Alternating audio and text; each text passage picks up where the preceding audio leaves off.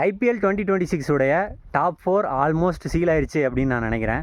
கிட்டத்தட்ட பார்த்தீங்கன்னா மிட் சீசனை தாண்டிடுச்சு. ஒவ்வொரு டீம் சில டீம் 8 மேட்ச் விளாண்டுருக்காங்க, சில டீம் 9 மேட்ச் விளாண்டுருக்காங்க.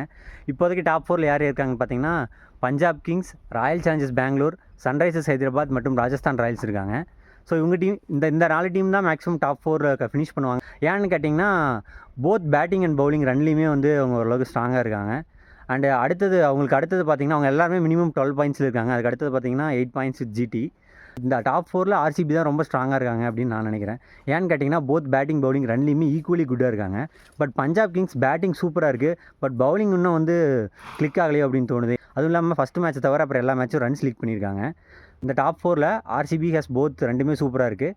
அதுக்கடுத்து ராஜஸ்தான் ராயல்ஸும் கண்டிப்பாக சொல்லணும், ரெண்டுமே நல்லாயிருக்கு. But compared to RCB slightly less.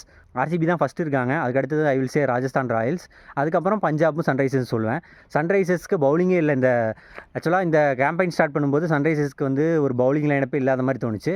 But after first 4 மேட்ச்க்கு அப்புறம் அவங்க இருக்கிற பவுலர்ஸை யூட்டிலைஸ் பண்ணி இப்போ தொடர்ந்து 5 மேட்ச் ஜெயிச்சிருக்காங்க.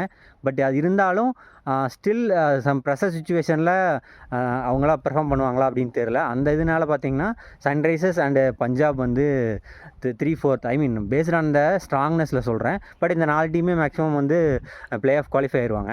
அதுக்கடுத்து மேபி பிளே ஆஃப் சான்ஸ் இருக்குது அப்படின்னு பார்த்தா அடுத்தது யார் இருக்கா? ஜிடி இருக்காங்க, டிசி இருக்காங்க, சிஎஸ்கே இருக்காங்க, லக்னோ இருக்காங்க, மும்பை மற்றும் கேகேஆர் இருக்காங்க. இதில் மேபி ஜிடி வந்து போட்டி போடுறதுக்கு வாய்ப்பு இருக்குது. பட் ஜிடி கிட்ட பார்த்தீங்கன்னா பவுலிங் ஒரு நல்ல பவுலிங் வச்சிருந்தாலும் பேட்டிங் ஒரு டாப் 3 ஃபெயில் ஆயிடுச்சுன்னா அதுக்கப்புறம் எப்படி விளையாடுவாங்கிறது ஒரு கேள்விக்குறி தான். ஸோ அதை பொறுத்து பார்க்கும்போது இந்த 4 டீம் தான் மேக்ஸிமம் பிளே ஆஃப் போவாங்க அப்படின்னு நான் நினைக்கிறேன். நீங்கள் என்ன நினைக்கிறீங்க? எந்த டீம் குவாலிஃபை ஆகும்னு நினைக்கிறீங்க அப்படிங்கிறத மறக்காமல் கமெண்ட் பண்ணுங்கள்.